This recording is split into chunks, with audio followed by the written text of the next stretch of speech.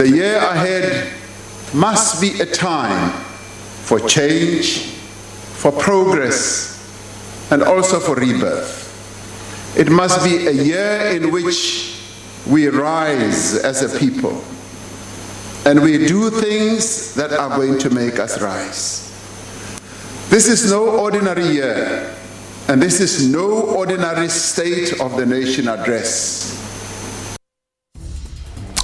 State of the Nation Address 2021, President Cyril Ramaphosa, as he was about to reveal to the nation a list of what he called the four most overriding priorities that we have for 2021. Unlike his predecessor, he only had four overriding priorities. 6 months after uttering those words, with another 6 months to go before he makes another State of the Nation address, how much progress has been made? Throughout this week on the program, we'll be taking stock of the President's promises through debates, panel discussions, and big interviews. And to kick us off, we are focusing this evening on the promise to create jobs through infrastructure development and mass employment programs. Our first guest is the President's Head of Infrastructure Development, Dr. Kgosientsho Ramokgopa. Good evening, Dr. Ramokgopa. Thank you so much for your time this evening. Good evening, Bravoyo, and thank you very much for the invitation, and good evening to the viewers of Watchdog. You must have had a very busy 6 months on the back of that State of the Nation address by the President in February. Oh, yes, absolutely. I think just to put the address into context is that it came just a few months after the President had unveiled the 7 priorities of the 6th administration. And in those priorities, the President did acknowledge that already at that time, the economy was facing significant adverse headwinds, and the fiscal headspace was diminishing.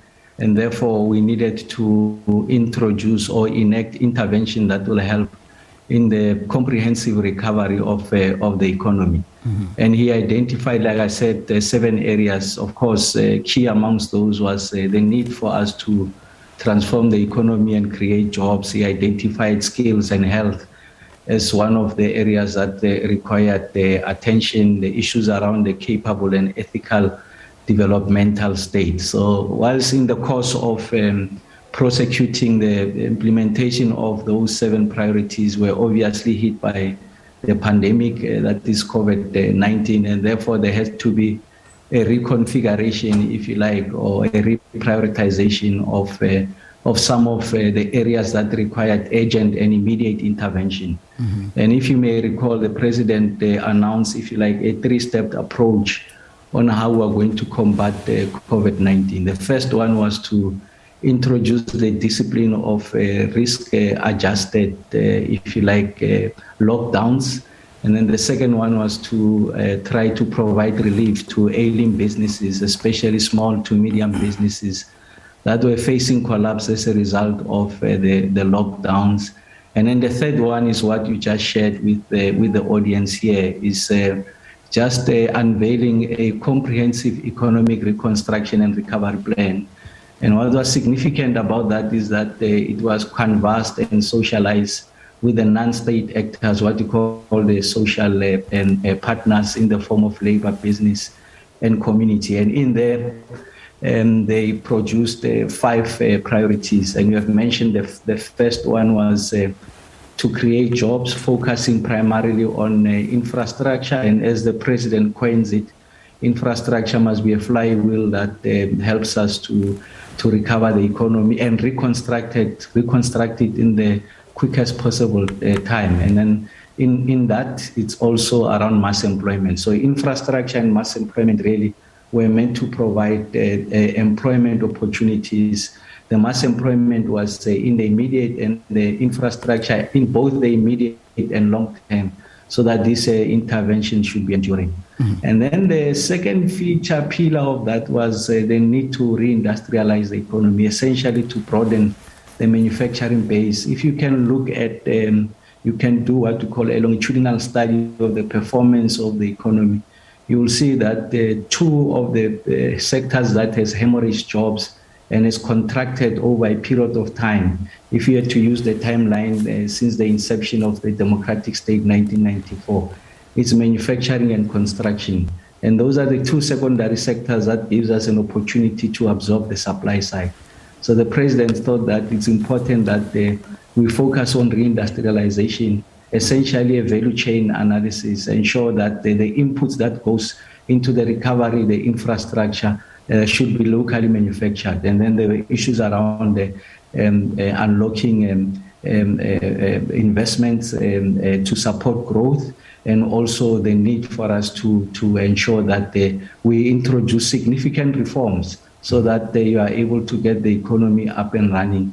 And then you must fight crime and corruption, and also improve the capability of the state to discharge the enormous responsibilities that were confronting the state. So really those were the drivers of the recovery effort. And I'm confident that we have registered significant progress. Of course, I mean, significant is relative, and I'm sure I'll get an opportunity to share with you what those numbers reveal. And I'm sure I'm the first one to acknowledge that a lot more needs to be done. I mean, if you look at the quarterly labor force survey, you can see that there's another pandemic that has been with us for some time, and that's the unemployment pandemic. It has reached unprecedented levels. I think that if it's not confronted, and if it don't respond in the most comprehensive manner, it's got the potential of undermining national security. So it's in the collective interest of everyone to ensure that we attend to that pandemic.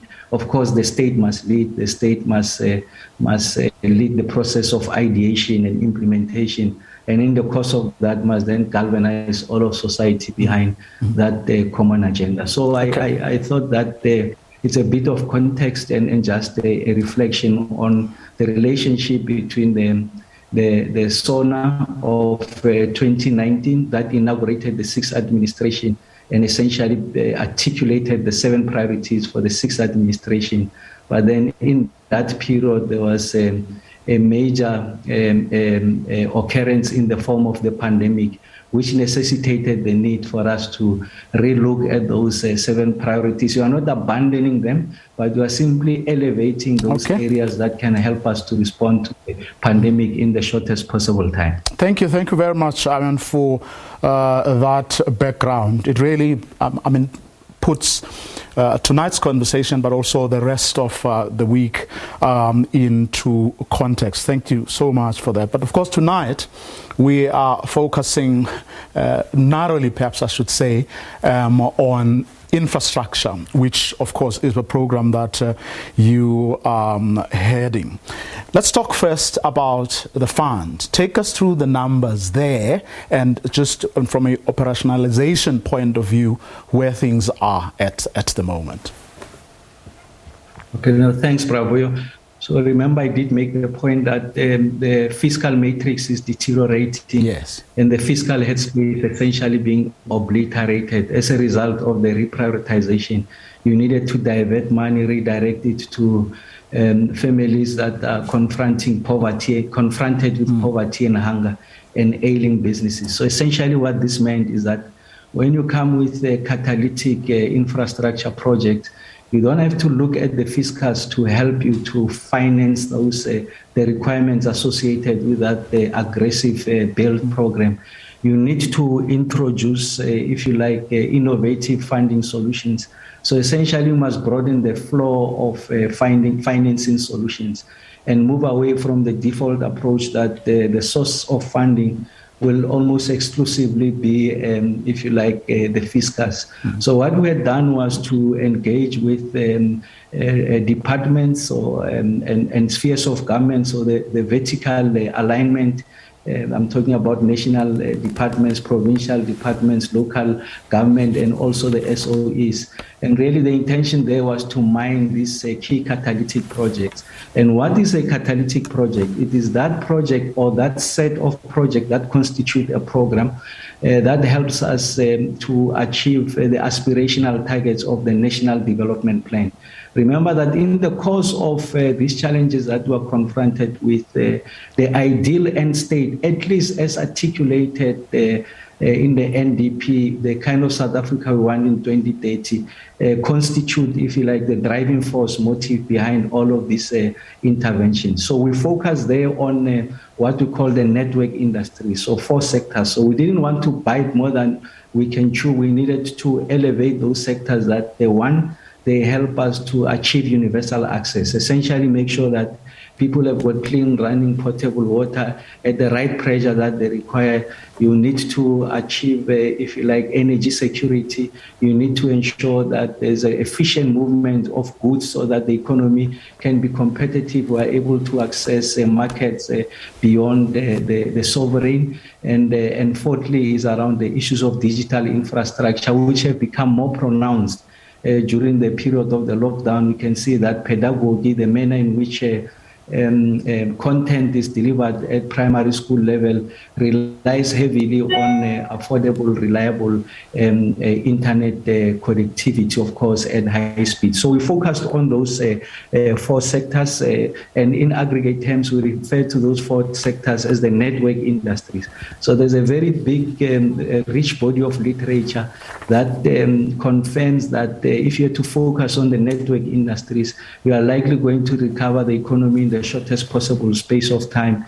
You're going to achieve spatial justice. Obviously, it's a function of the quality of the spending and also the ability to undermine leakage and corruption, the efficiency of the spend, but also state capacity to deliver on that. So we took out those projects. There were about 276 in total, to the value of about 2.1 trillion rands.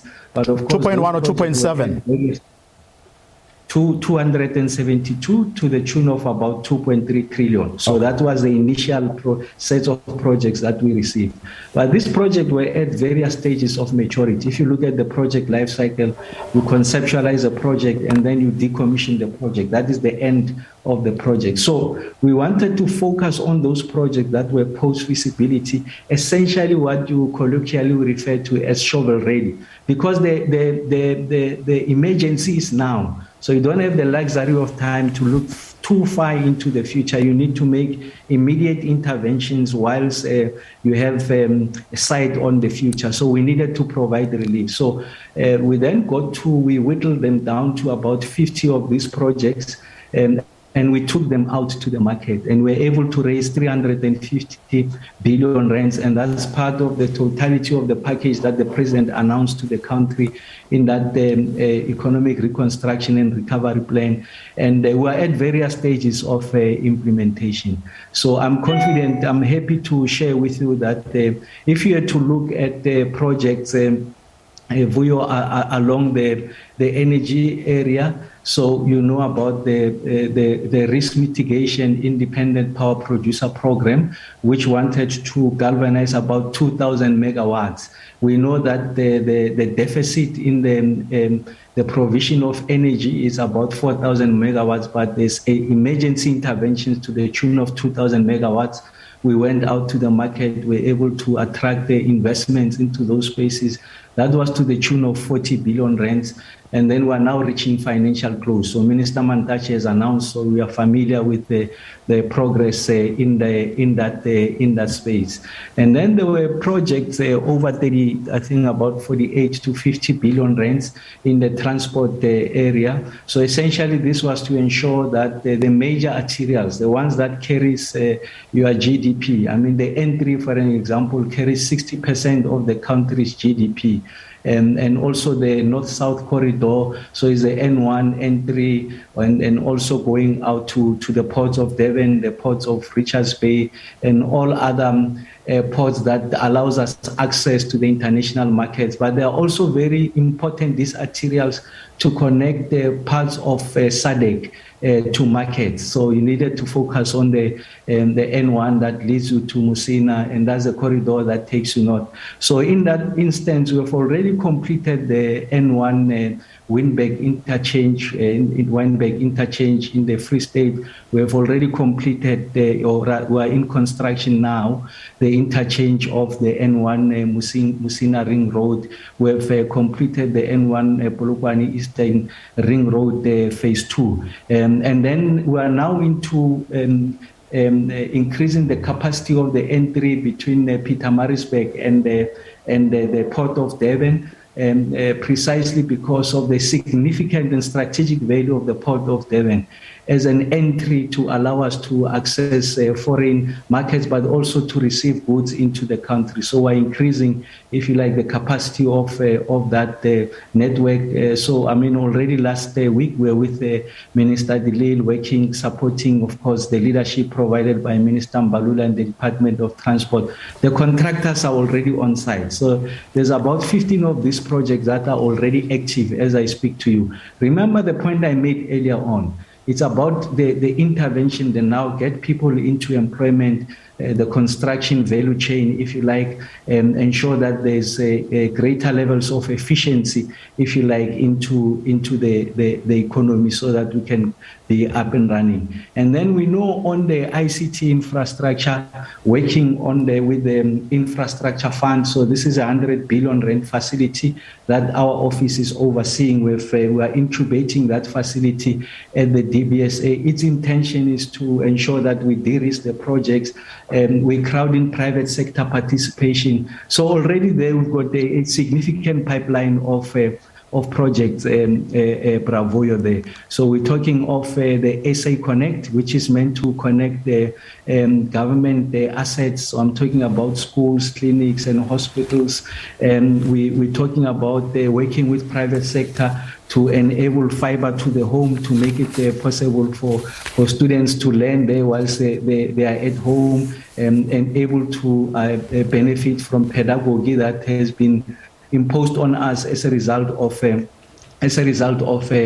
the pandemic. So these are some of the projects that we're doing, and then we're also doing the student housing program. It's about the 4.3 billion rand facility to produce about 24,900 beds in the country. So already these projects are up in motion. So what am I saying? And then the human settlements project, private sector sponsored. What the state does is to provide bulk infrastructure, and the requirements we're placing on the private sector players is that one, there has to be, in terms of the typology of this housing, a significant proportion, not less than 15%, must be for low-income housing. So essentially, we're sharing the burden of providing low-income households with decent housing, working with the private sector. We're using the instruments of the fiscus to unlock the bulk infrastructure so that we can accelerate the rollout of decent housing. So on the housing space there, the projects that are up and running as I speak to you is about 53 billion rands.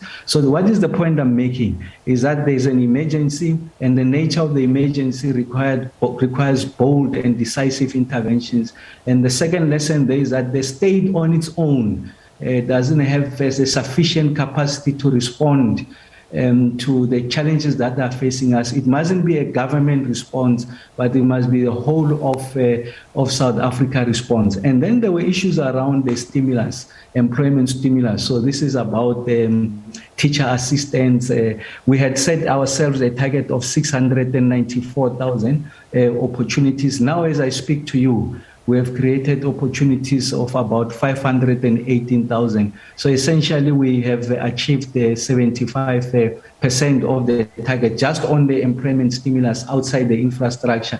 84% of these are young people, and 66% is women. So, of course, we've got those designated groupings, women and youth. These are the primary and principal beneficiaries of the stimulus package. Now, if you had to ask me, is this enough? No, certainly it's not enough. The employment figures just released the other day confirms that. So the situation could have been more acute if you have not made this intervention. But clearly there's a determined effort on the part of the state to ensure that we respond in the most comprehensive fashion. And then just the last issue to address on this round of question was to say that part of what the president unveiled was the need for us to introduce reforms. So what the reforms does is to accelerate the interventions that are required, attend to those sticking points and issues of permitting and licensing that undermines the performance of the economy, which is I mean it's a discussion we're having on Wednesday, the structural reforms that is. But I want to take you back to some of the things that you've raised, starting with the data that came through last week, the employment figures we saw last week, but also the GDP stats, which showed that investment spending on infrastructure,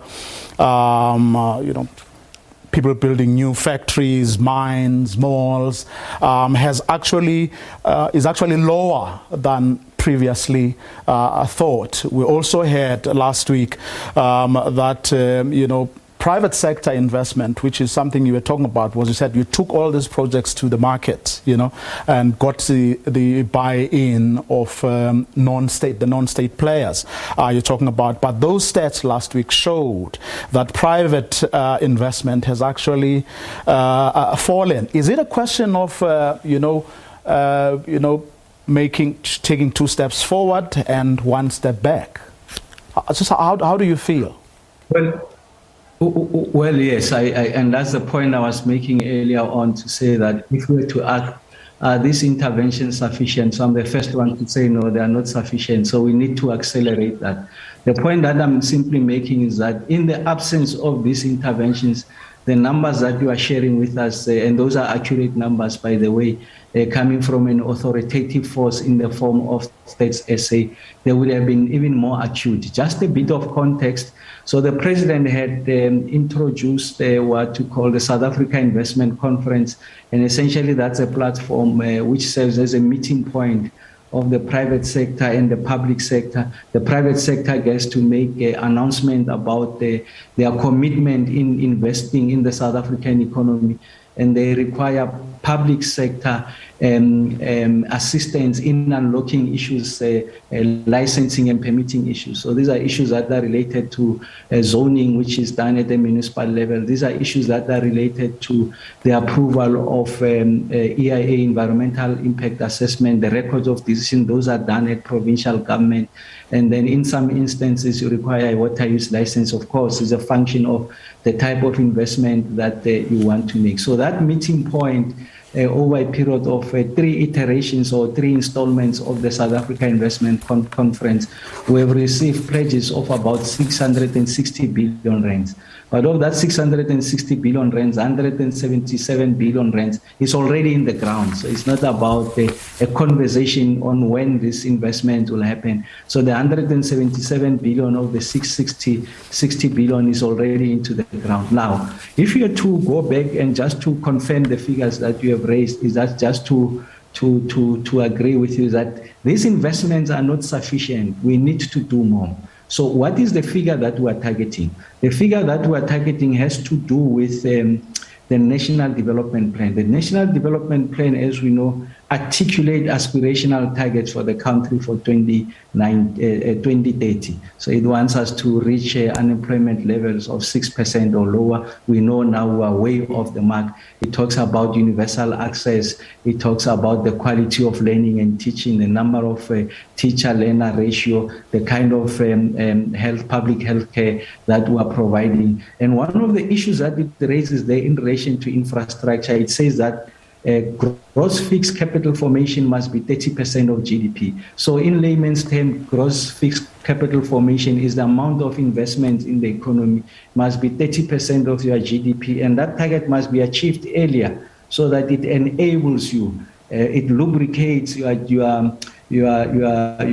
journey towards achieving the aspirational targets. And now as I speak to you, Vuyo, that figure is sitting at about 16%. So almost half of what the NDP says we should be at this time. So what that does really, it just elevates the agency of us having to make this intervention. And that's why the president, in his wisdom, of course, with the collective of cabinet, have introduced what we call Operation Vulindlela, which is a joint effort between the presidency and National Treasury. And its a singular focus is to ensure that we are able to introduce reforms that can help us to, if you like, address the issues around investment. Now, we know the one major achievement here is around the issues of embedded generation, that now you are allowed to get up to 100 megawatts of embedded generation without going through the rigors and the robustness and the onerous requirements that NESA imposes on anyone who wants to play in that space. And we have already seen that there's some level of appetite now. As I talk to you, I mean, those reforms were introduced about a month ago. Minister Mantashe then followed with regulations. Already there's a pipeline to the tune of approximately 16.9 billion rands of these projects, primarily sponsored by the mines. They want to participate in this space. Remember that one of the and we had that conversation here. I mean, on the program, Minister Mantashe came through, and we spoke also to other players. But I just want to like finish this part of the conversation. I wanted to talk also about, I mean, you've mentioned the large scale, build projects, you've spoken about the N1s and the N3s and so on. But I also wanted to talk about those projects that speak directly, or that, to people's everyday needs. I mean, the president told the NCOP recently that he was getting all these disturbing reports from Public Works and Infrastructure about 1,700 schools, across the country that were vandalized last year. We're talking also about rail networks, train stations, I mean, stuff has been stolen, trains have been, vandalized.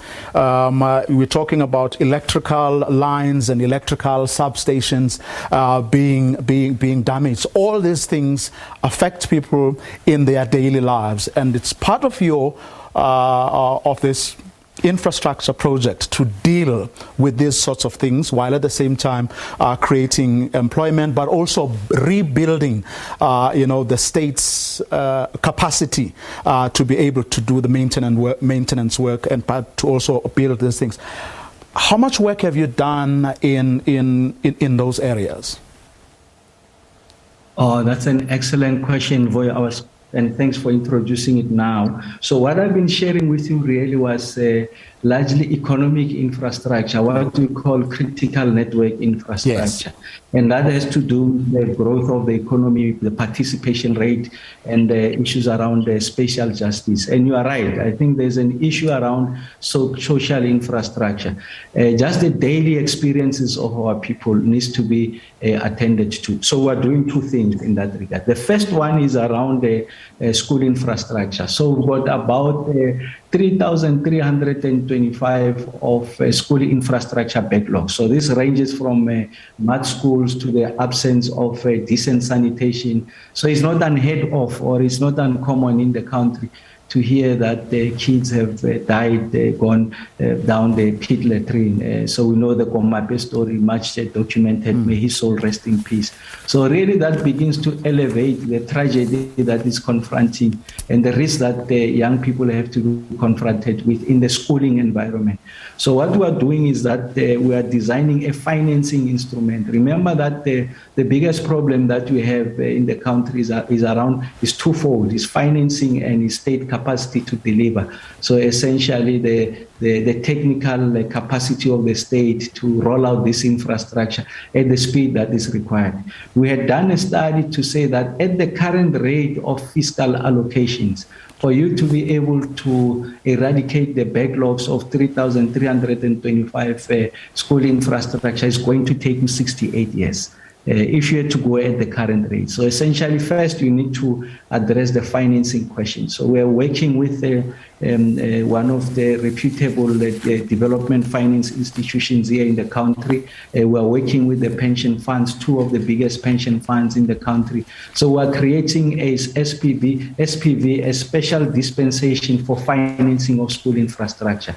The attraction of the pension funds to come into that space is because part of their investment mandate is that they must invest in what we call environment, social, and governance investing, what we call, in short, ESG investing. So really their emphasis on return is not about your traditional orthodox commercial returns, but it's on the impact that they are making in society.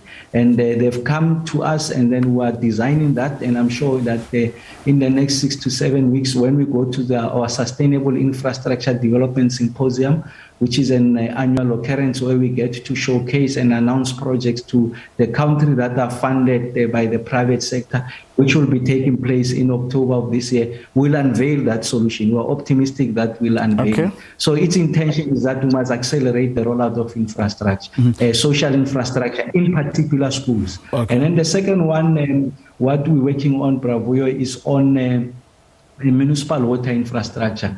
There's many places across the country, your metro municipalities, secondary municipalities, and far-flung rural municipalities that don't have reliable, clean, potable water at the time that the communities want the water, at the right pressure. If they are lucky, where there's a reticulation, in many parts there's no reticulation, and there's collapse of municipal wastewater treatment works. So this is brown water. After you relieve yourself, it must go to be cleaned before it gets to be released to rivers. In many instances, there's collapse of that infrastructure. There's sewer that is flowing in many parts of the country. So what the president has said is that let's focus on that intervention. Of course, an interministerial committee chaired by Deputy President Mabuza has been established. So we are taking proposals on how we can eradicate that. So we're identifying key municipalities where we are going to be making these interventions. Obviously, Salga is important, and I'm sure that in the next month or so, that announcement will be made by our principal. So we've done the infrastructure work, the technical work, so we're confident on addressing those issues. Okay, Dr. Ramkhoba, we're going to take a quick ad break, after which I'm going to bring in two players, people who have been, observing this, just to get their sense of, their evaluation of how things have gone up until now. That's coming up after this short ad break.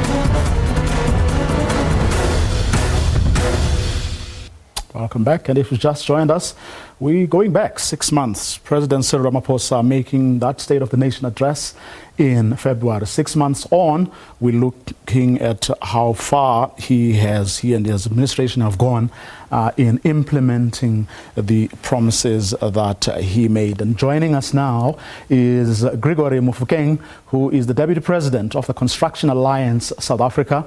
With us also is Gundo Maswime, who is a civil engineering and infrastructure policy specialist. Good evening to both of you, gentlemen, and thank you very much for coming through. I'm going to start with you, Gundo. Just looking back at what the President promised, in particular around infrastructure, are you happy with what you've seen? Well, thanks, Vuyo. We are happy with the kind of reforms that government is talking about now, but it is not reforms that are not similar to what is in the 1997 Green Paper on the development of the construction industry, which had outlined most of the main challenges that the president was actually talking about now. So it appears that somewhere along the line, there must have been a loss of focus on the side of government on the key priorities for infrastructure, and now the the industry itself has already started highlighting how inhibitive procurement is, for example. They've also highlighted the fact that the pace of transformation has been slow. They have also highlighted the fact that there are very strange elements that are creeping into the construction sector, costing the state millions, if not billions, in terms of project stoppages. So all those things, it was good that the president did speak about them in the State of the Nation address, but it's still happening on the ground. So we still have municipalities, mostly in Gauteng and KZN, which struggle to spend their infrastructure budgets because of project stoppages. And the main reform that also needs to happen on the procurement front is to expedite the process so that the time it takes from deciding to do a construction project to the time you actually start the construction process on site is shorter. What we see now is that we have a 3-committee system where there's a bid specification committee, there's a bid evaluation committee, and an adjudication committee that in a municipality, the law specifies who must sit in those committees, and they are very senior people who hardly ever have the time to sit. So if a project is announced, the time for all those committees to sit before you even start the design process, it tends to be very, very long. And also in many government departments, there are people who sit in those committees who do not have a built environment background, and you will find the built environment professional is a minority in those spaces. And so their opinions are not counting much, and it has been very costly with projects that are not completed on time or to the right quality, and so on and so forth. But I am happy with the discussion that is happening in government, the alignment of policies between all the 3 spheres of government, and I think most importantly, which Dr. Ramogopa just did not talk about, the fact that planning now is going to be harmonized with the district development model.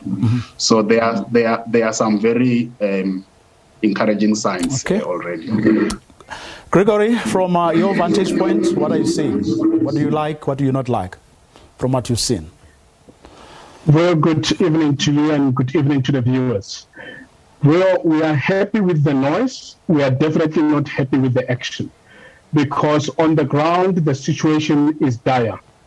We obviously look back at the State of the Nation address by the President. We look back to the introduction of the Economic Reconstruction and Recovery Plan. We also look back to the symposium on sustainable infrastructure development last year. Dr. Ramogopa has mentioned that there's another one due soon. Now, I want to quote first and foremost what the President said at this symposium held here in Tshwane last year on the 23rd of June.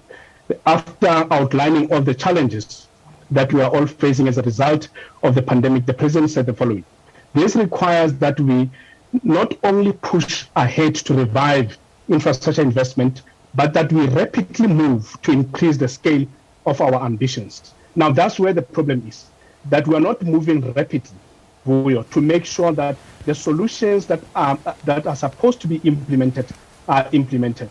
Now, like I said, we had the plans, but we are definitely not happy with the reality on the ground. What we are experiencing is that a lot of projects at the moment are being advertised. So the estimating departments in our construction companies are very busy, and we are submitting tenders. However, there is a delay, a protracted delay in awarding these projects. And for as long as the projects are not being awarded, infrastructure will not be implemented, job creation will not result. So this is the problems that we are having amongst a litany of other challenges that we are facing as an industry. I do not have to repeat what you alluded to earlier and what Dr. Ramokgopa spoke to earlier about the job numbers. This industry, which is supposed to be creating jobs at this moment, it is shedding jobs.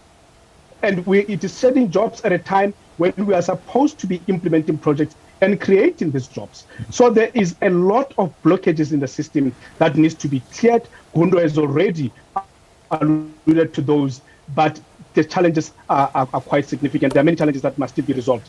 So we are definitely not happy with the pace of implementation. Okay. Dr. Ramokgopa, let's go through some of the issues that both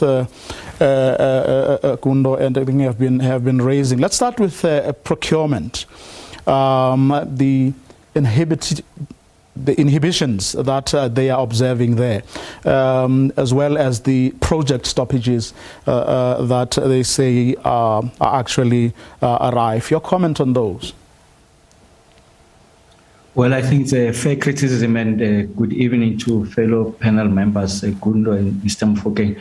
So just to make the following points. So we have some of these problems are systemic. So you find that, let's take an instance where there's a fiscal allocation, a vote number allocated to a provincial department to put up schools. And then you find that while they have the allocation, the municipality has not zoned that piece of land appropriately.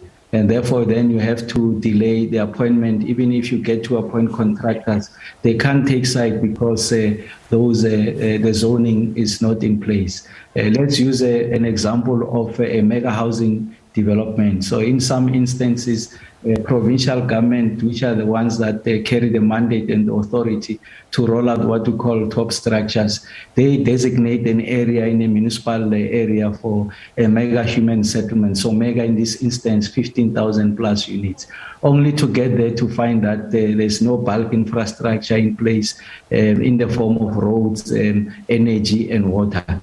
And that is meant to be provided for by municipalities. So there's that misalignment of planning and budget cycles horizons that requires attention. And that's why the introduction of the district development model is meant to resolve that problem. If you like, a one plan for a particular district. And then the second one has to do with the capacity of the state. So this essentially speaks to the fact that, as Gundo has correctly observed, you find that the people who are sitting in the bid specification, adjudication, and those the evaluation and adjudication are people who don't necessarily have the built environment background. So essentially, they don't have the proper comprehension of the technical issues that are presented before them. And in many instances, the kind of choice of the preferred bidder is not the ones that the state is able to extract the value for money. And that's why we're saying that part of this effort, as the president has raised, is to build state capacity. So what we are doing as Infrastructure South Africa, we are beginning to aggregate those skills. And to the extent that the provinces, local authorities, and other departments at the national level requires those skills, we get to second them there, to work with them so that we get to accelerate. And then the third area has to do with at which point do you get to make a fiscal allocation? Our view is that the right permitting must be in place, the zoning must be in place, the licensing must be in place, and before you can allocate money for top structures, the actual money that goes to construction. I'm not talking about the professional work that is associated with preparing for that project to come on stream. So invest in that professional work in the early part of the project, and once it's really properly packaged, all the permitting and licensing are in place, is then that you can submit it for financing through the budget facility for infrastructure or other financing instruments. So Infrastructure South Africa is doing exactly that. And in many instances, we're working with private sector organizations. We have brought them on board. We're working with institutions of higher learning, their built environment faculties. We have brought them on board. And they need to do two things. One is to help us in the shortest possible time to ensure that we address those systemic issues that I've raised. But secondly, we will be recruiting graduates and people with experience that is not sufficient to allow them to stand on their own. So we recruit them into the office. They get to shadow these experts, and then over a period of time, through a transitional arrangement that is well orchestrated, well thought out, they get to transfer those skills. And that's how you are going to build state capacity, at least on the technical side, over a period of time. I think it will be a height of folly. It will be misleading of me to suggest to you and the viewers that the recreation of state capacity that has been hemorrhaged over a period of time will happen over a period of one financial year. It's going to take us 3 to 5 to 7 financial years. But in the meantime, you must accelerate this delivery effort. And then the last one, just going back to the example I gave you on how we want to roll out this social infrastructure, is going to be targeted. So it's not your traditional, if you like, tender process where it's the process is onerous, is elongated, time-consuming, and undermines state appreciation of the moment and the need for us to exert some degree of agency. So you will be working with provincial government, national treasury to create that dispensation where you go into the area, local communities, identify young people, women who have grouped themselves, and then through an exercise of internal process where we get to teach them how to construct these assets. By the way, part of the solution that we're providing is a standardized design, so you're bringing down the professional fees. And then the agility and the speed of construction is such that it allows us to spend money efficiently and speedily, so that we are able to address the backlogs. But it also draws on what we call mass participation of local communities. So the design of this infrastructure must lend itself to labor-intensive construction methods, and that's what we have introduced in this space. So I'm not just looking at the financing, we're looking at the manner of delivery to address that the pandemic I referred to earlier on, the issue of unemployment and getting young people and women into the built environment space. So that's how we're going to address it. And yes, I accept the fact that we want to see these things happening as of yesterday. But yes, we are doing all of our best to make sure that we galvanize a whole of government and society just to have an appreciation that things are happening. And for the only way that we are going to be believable, we have suffered the credibility issues in the public domain, is for things to get going and get going as soon as possible. And that's why the president and the minister, they are not into the exercise of ribbon cutting. They go into projects when projects are active. Like now, I'm in the 200 kilometers north of Cape Town. We are working on a dam, Clemdale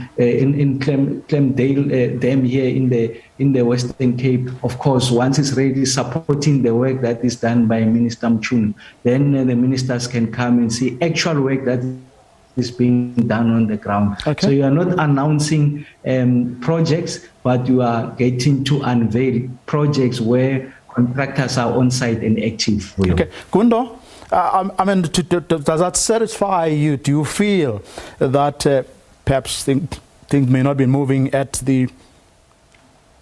with the speed that you would want? You're concerned about these project stoppages, but does Dr. Ramokgopa give you the confidence or a sense that these problems are in fact being resolved?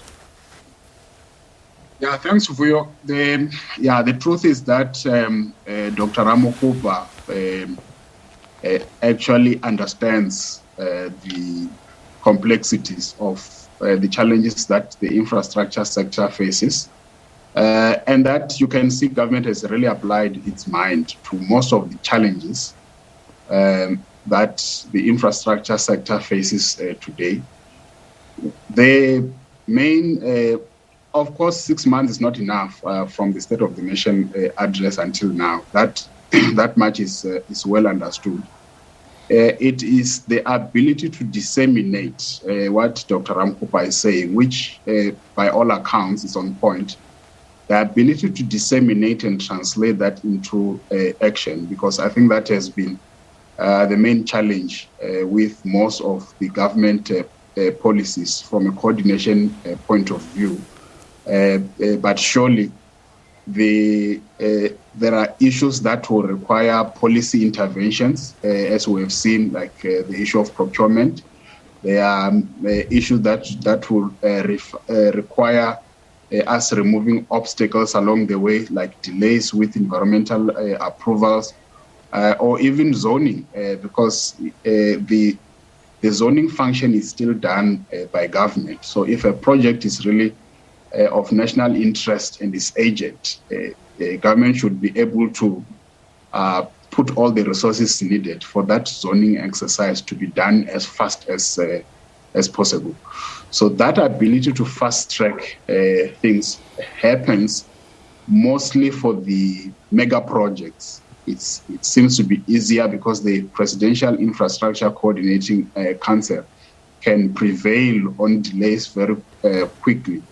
But in the normal provincial and local government projects, that luxury is not there, and it's a luxury that can be provided for by a policy intervention. Okay. So if it's really on account of what Dr. Ramokgopa is saying, it will be difficult to fault that the thinking is right. The government has really applied its mind properly, and the centralization of government planning and policy formulation in infrastructure to one office, that pivoting, I think it will do a lot for the infrastructure ecosystem in South Africa, which has been in disarray for quite a while now. So we are quite hopeful. Gundo? Gregory, sorry. How do we move forward? What does Dr. Ramokgopa take away from this conversation? Well, I think, as Gundo has said, Dr. Ramokgopa is spot on in terms of the challenges that are facing, our sector, and obviously the capacity challenges that currently the state is experiencing. But moving forward, we would like to put things into the following perspective. One, there are certain what we call pre-award activities that I think government at all levels and SOEs must pay attention to. Number one is the whole issue of social facilitation or community engagement, if you like. Because what happens is that most of the projects, when awarded, the problem that the contractors face is that they now have to go and consult the community in terms of how the project is going to be implemented and how those communities are going to be involved. Now, that's not the work of the contractors, and that's why we see a lot of problems later on post-award when the projects are now subjected to all the activities by the local business forums, who then continue to hold projects to ransom and do not allow projects to start simply because the social facilitation element was not taken into consideration and was not implemented prior to the award of the projects. Number two, we are currently experiencing a problem where there is endless what we call extension of tender validity requests from clients. This simply means that the tenders have been advertised and the market has responded. So contractors have submitted this. But because committees that Gundo outlined earlier are either not meeting, or when they are meeting, they are not deciding, we have a problem where the awards are not coming. So, our view is that the Infrastructure South Africa office that is led by Dr. Ramokgopa should also intervene here and make sure that these entities award projects so that we can start seeing things being done. And the other issue which is also critical. Very quickly. All right. Yeah, post-award also is that people must be held accountable. Because at the end of the day, you find that people don't award projects and nothing happens. When projects are already awarded, people don't pay service providers on time. I'm sure you saw the report that was issued by National Treasury. This is a problem because even after you award projects, they stall because you're not paying service providers. Those service providers have to offload people and retrench those people. and they then get pursued by their suppliers, and they end up having to close doors simply because they're not being paid on time. Okay. So these are issues that, in the immediate term, we think that, Dr. Ramokgopa and the colleagues in government should be able to address. Okay. Over and about the issues that he has outlined, which are more of a medium to long-term nature. Thank you. Okay, thank you so much. I wish I could give Dr. Ramokgopa time to respond. Unfortunately, we've seriously run out of time, but you did hear what your fellow panelists had to raise with you, and I'm sure it's something that you'll be taking to your colleagues and begin to address those challenges there. And that's where we're going to leave it. In fact, the latter points of Gregory's input just now is what we'll be discussing tomorrow. So do join us then. For now, it's a good night from me and the rest of the crew.